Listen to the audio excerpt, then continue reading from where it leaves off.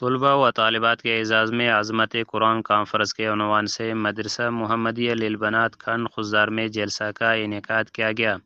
جلسہ عظمت قرآن کانفرنس سے جمعیت علماء اسلام پاکستان کے مرکزی رہنما شیخ الحدیث مولانا فیض محمد سیمانی، مولانا عبدالحلیم مینگل فیروز آبادی، مولانا ظفر اللہ مینگل و دیگر نے خطاب کیے۔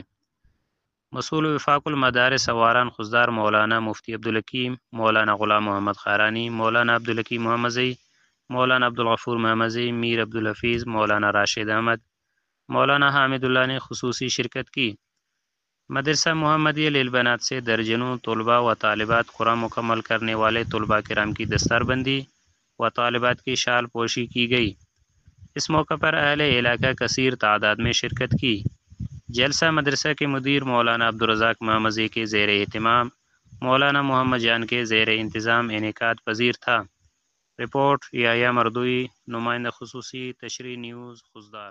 انسان ہمو خراس ہمو حجا دانو ماباریم تے امپرا ہمو مشتا دیا حجا سیل کے رنمے ہراڑے تیر لگن کپیرے ہمو دا پپٹ ہمو دا ہرگوئیت لگن دا گوڑا خبر تمونوں کیا سر کیا ہو۔